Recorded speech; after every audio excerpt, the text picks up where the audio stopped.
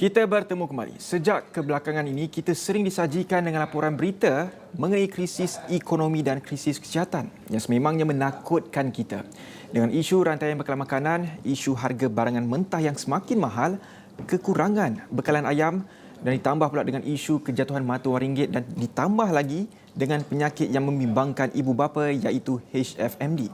Tak cukup dengan itu, sekarang ini ramai yang sudah mula masuk ke pejabat dan hampir setiap hari trafik di Lembah Kelang mengalami kesesakan yang cukup luar biasa. Dan ini sememangnya memberi tekanan kalau kita lihat sendiri di media sosial, isu-isu ini hampir dialami oleh semua orang. Malah ada yang berkongsikan kisah mereka ada yang keluar rumah seawal waktu subuh sekalipun masih akan tersekat dalam trafik untuk tempoh yang agak lama. Jadi untuk petang ini, saya ingin bersama dengan Dr. Mimi Fitriana Zaini, pakar psikologi klinikal dari International University of Malaysia Wales bagi memahami kesan daripada tekanan yang dihadapi oleh rakyat kita keseluruhannya. Jadi doktor, terawal sekali saya ingin bertanyakan bagaimana agaknya kesihatan mental rakyat kita ketika ini. Ya benar, kita sudah menuju ke fasa endemik dan ini pastinya jadi satu kelegaan kerana ekonomi sudah kembali pulih. Namun mungkin doktor boleh gambarkan tak kesihatan mental rakyat Malaysia selepas pandemik ini, doktor? Baik, terima kasih Asrawani. Betapa kita dah memahami di mana pandemik COVID-19 ini memberikan impak yang teramat sangat besar kepada kesihatan mental setiap individu ya di seluruh dunia.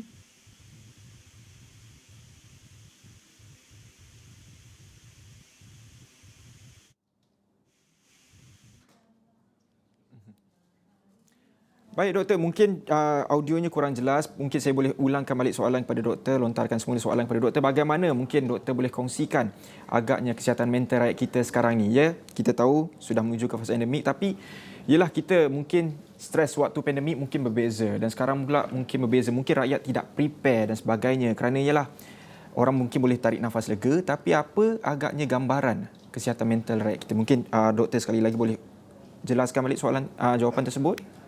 Baik. Terima kasih Aswan. Tahu memberikan yang amat kesihatan mental kepada setengah individu yang berisiko tinggi mengalami masalah kesihatan mental, termasuk kemurungan, kemudian keresahan, anxiety, depresi, ya, dan juga mengalami dampak daripada isolation. Ya, dan itu adalah merupakan rangkaian daripada kesihatan mental yang sangat kita takutkan setakat ni, ya, dan tak juga kita lari daripada ketiadaan sokongan keluarga, ya, dan juga sahabat handai, ya, semuanya. Sekiranya kemurungan ini gagal, ya, kita kenal pasti dan juga dirawat dengan pasti, ya, dengan baik, ianya boleh meningkatkan berbagai risiko tingkah laku yang sememangnya akan berlaku kepada setiap individu, ya, terutama contohnya bunuh diri dan sebagainya. Justru pada fasa endemik seperti ini yang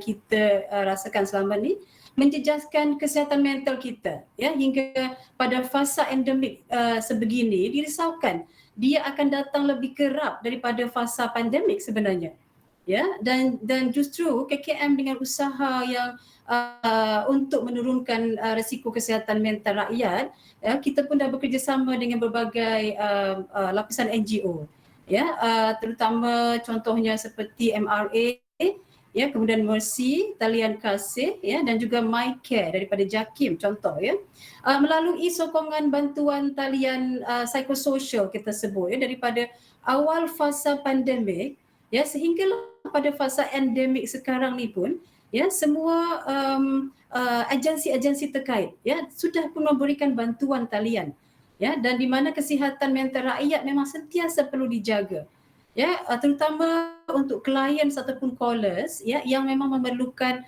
sesi follow up daripada fasa pandemik kepada fasa endemik. Ini doktor, rakyat masih lagi clueless ataupun tidak tahu sampai bila mereka perlu hadap situasi seperti sekarang ni mereka tak tahu sampai bila, kerana ialah kita tahu lepas ini fasa peralihan akademik dan pastinya ekonomi pastinya lebih sibuk dan sebagainya, orang lebih ramai keluar bekerja, pergi berniaga, mulakan perniagaan dan sebagainya. Mungkin kerajaan sendiri secara khususnya, secara amnya mungkin apa agaknya tindakan yang perlu diambil oleh kerajaan, kerana mereka perlukan satu kelegaan, rakyat ini perlukan satu kelegaan, kata-kata daripada kerajaan sendiri. Apa janji yang boleh dilontarkan oleh kerajaan, Doktor? Kita pun tahu berbagai inisiatif ya yang dah dilakukan oleh kerajaan, dan inisiatif itu dilakukan berdasarkan bekerjasama antara kerajaan dengan berbagai NGO terkait ya. Dan seperti yang mana yang dah saya sampaikan tadi, di antara NGO yang masuk dalam talian sokongan ni adalah Mercy ya, kemudian JAKIM, kemudian Talian Kasih ya, dan juga MRA, Malaysia Relief Agency, di mana saya memegang sebagai clinical psychologist di situ ya, untuk kerajaan memulakan lagi sokongan kepada semua rakyat ya mengenai kesihatan mental, dan sangat digalakkan dan diperlukan untuk fasa endemik seketika ini disebabkan oleh kesihatan mental yang sekarang ni tak nampak. Ya, keadaan endemik yang berlaku pada masa sekarang ini akan menjejaskan kesihatan mental di kalangan masyarakat. Ya, untuk itu inisiatif kerajaan ya sudah pun dilakukan. Ya, contoh yang kita boleh tengok adalah inisiatif kerajaan pada bahagian research dan innovation. Ya, dan dan kerajaan sudah pun banyak ya memberikan peluang kepada setiap researchers contohnya ya, termasuk saya sendiri ya, untuk kita sama kaji ya apa fenomena kesihatan mental yang berlaku pada masa endemik ketika ini, dan apa yang perlu kita lakukan ya untuk menangani ataupun menurunkan ya tahap kadar masyarakat menghadapi kesihatan mental, yang mana kesihatan mental pada keadaan ini disebabkan oleh dampak negatif daripada pandemik sudah pun meningkat ya daripada 2.7 menjadi lebih kerap ya kepada 4.8%, sehingga depresi di kalangan adolesen, di kalangan remaja kita sudah pun meningkat ya, dan depresi itu kita lihat jauh lebih besar dampak dia daripada lelaki daripada perempuan,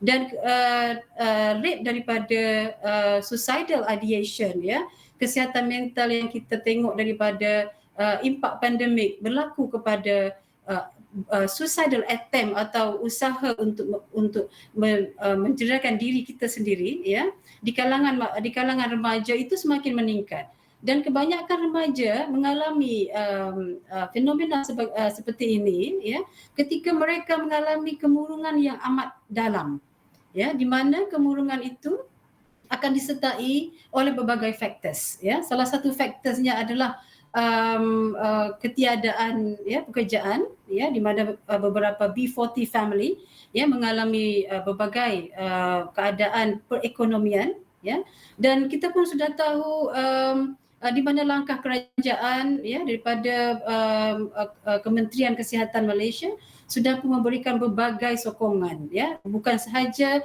setakat untuk talian psikososial yang kita berikan ya kepada kalangan masyarakat, terutama pada kalangan remaja ya, juga kepada sektor yang kita galakkan setakat ini adalah research dan innovation, di mana impak daripada research itu ya akan kita dapatkan di berbagai institusi terkait, sehingga institusi pendidikan yang ada di negara Malaysia yang boleh membantu masyarakat untuk memberikan informasi yang lebih accurate ya, yang lebih bagus dan lebih sihat kepada masyarakat. We call that as a public health concern kepada masyarakat ya. Adapun public health concern ini dia akan memberikan semangat ya kepada masyarakat ya, terutama daripada kalangan remaja, disebabkan fokus kita untuk kesihatan mental ini kita berikan kepada khas kepada remaja dan juga kepada late adulthood ya, ataupun peringkat umur 50-an ya, 50 tahun ke atas, di mana di sinilah fragility ya, di mana kesihatan mental yang kita rasakan daripada kalangan usia sebegitu akan lagi menjejaskan kesihatan mental mereka untuk lebih ke arah yang lebih tak dapat dielakkan. Ya, contohnya adanya kemunculan depresi ataupun multiple depression disorder, ya, di mana kemudian akan meningkat lebih teruk lagi ya kepada kemunculan skizofrenia. Ya, di situ untuk kita turunkan kadar depresi dan juga anxiety berikut stres yang mendalam di kalangan masyarakat, kita kena ada himbauan dan juga informasi ataupun public health concern, ya, yang mana kita pentingkan di sini ialah information yang terkait kepada kesihatan mental, ya, untuk masyarakat. Dan di sini saya percayai bahawa di kerajaan sudah pun memberikan bantuan, ya, yang terperinci kepada masyarakat.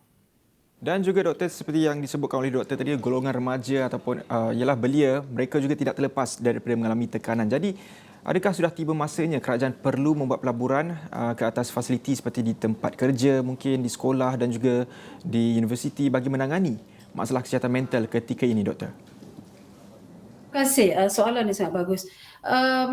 Pada ketika ini kerajaan sudah pun meningkatkan fasiliti, ya, kepada sesetengah individu dan juga bukan setakat sesetengah individu pada peringkat perbezaan umur, ya, dan juga gender differences, ya, begitu. Dan juga kita tengah tak tahu di mana kerajaan sudah pun memberikan bantuan bukan setakat perekonomian sahaja, ya, dan juga kesihatan mental yang mendalam. Contoh, kita dapat tahu kerajaan mengadakan kunjungan di pelbagai sekolah, ya.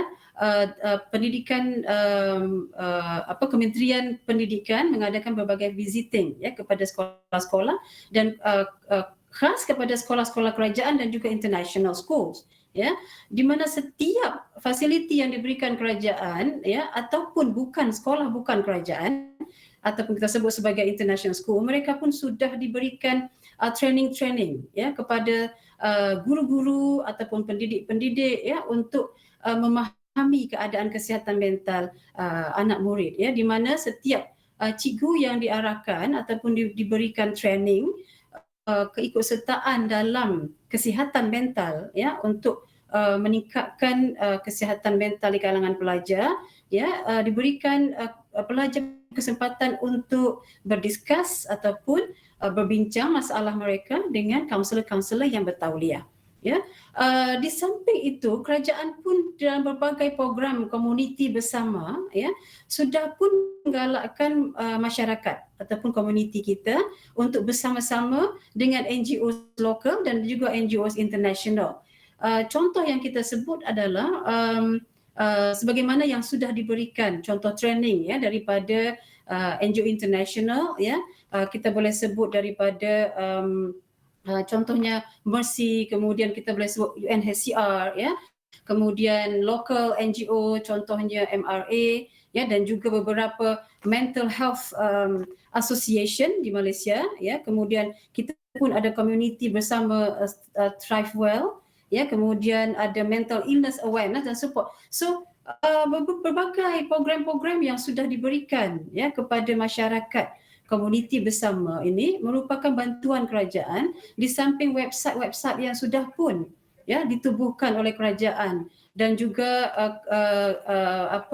continuation, ya, untuk talian support, ya, support bantuan pada talian psikososial yang diberikan oleh kerajaan dan juga NGO kepada masyarakat. Oleh itu saya rasa, ya, setakat ini kemampuan masyarakat untuk mengenal diri dia sendiri, ya, dan juga mengenal persekitarannya adalah penting, ya, di mana kesihatan mental ini tidak bermaksud untuk diri dia sendiri, ya, untuk diri kita sendiri, ya, tetapi juga untuk memulihkan keadaan di persekitaran kita, ya, bukan hanya diri kita, family kita juga, ya, kemudian teman kita, ya, ataupun rakan-rakan kita dan juga persekitaran kita ataupun community. Ya, oleh itu baik. Terima kasih Dr. Mimi Fitriana. Banyak sebenarnya perkongsian yang mungkin kita boleh luaskan lagi perbincangan ini, tapi memandangkan ini saja masa yang kita ada. Terima kasih banyak pakar psikologi klinikal Dr. Mimi Fitriana Zaini daripada IUMW yang berkongsikan sebenarnya banyak inisiatif yang dilakukan oleh kerajaan dan juga ia benar Rakyat kita semakin stres makin hari kerana ialah kita mungkin sudah bersedia untuk menuju ke endemik, tapi sebenarnya banyak lagi persediaan yang perlu dilakukan. Dan disebutkan juga oleh Dr. Mimi sebentar tadi, ia sebenarnya daripada surrounding kita sendiri, bukan daripada diri kita sendiri, ia juga melibatkan surrounding kita sendiri untuk kita, bagaimana kita untuk berdepan dengan tekanan-tekanan tersebut. Saya kira itu saja cerita untuk petang ini. Saya Faris Daniel, Assalamualaikum dan salam hormat.